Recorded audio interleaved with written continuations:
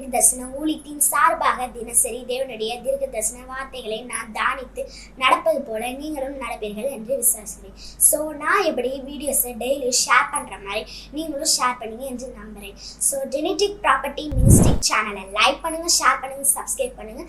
தேவனுடைய நாமம் மகிமைப்படுவதாக. வாங்க வீடியோக்குள்ளே போகலாம். யாவரும் இயேசு நாமத்தினாலே வாழ்த்துகிறேன். எப்படி இருக்கீங்க? நல்லா இருக்கீங்களா?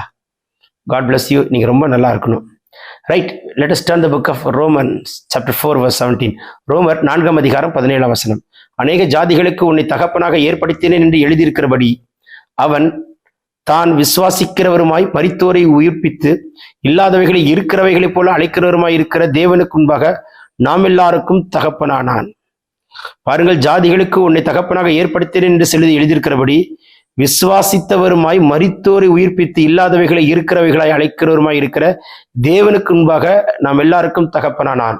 ஒரு விசுவாசம் ஒரு மனிதனை எவ்வளவு உயர்த்துகிறது. ஒரு மேன் ஆஃப் ஃபெய்த், விசுவாசத்தின் மகனாய், விசுவாசத்தின் தேவ மனுஷனாய் இருங்கள். விசுவாசம், அவர் மேல் வைக்கிற ஆணித்தரமான விசுவாசம், கண்முடித்தனமான விசுவாசம். செத்த உறுப்புகள் கூட உயிரடையும். உன் சரீரமே செத்தாலும் விசுவாசம் செத்த சரீரத்துக்குள் அற்புதம் நடப்பிக்கத்தக்கதான அதிசயத்தை செய்வார். சாரா, உன் கர்ப்பமே செத்தாலும் உன் விசுவாசம் செத்த கர்ப்பத்தை உயிர்ப்பித்து ஒரு ஆசீர்வாதமான வாக்குத்தத்தத்தின் பிள்ளையை பெற்றெடுக்க கிருபை தருகிறார்.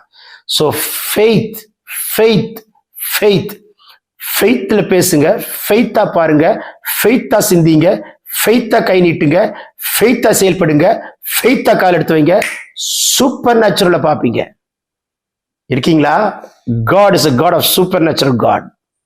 இந்த நாளில் நீங்க எடுக்கிற ஒவ்வொரு ஸ்டெப்பும் விசுவாசத்துல எடுங்க. கர்த்தர் மேல் வைக்கிற விசுவாசத்தை, அவர் சொன்னதை நம்புங்க, விசுவாசிங்க, தைரியமா போங்க. கர்த்தர் கூட இருக்கிறார். இதனால் முடியும் பொழுது இயற்கைக்கு அப்பாற்பட்ட அற்புதம் நடக்கும்.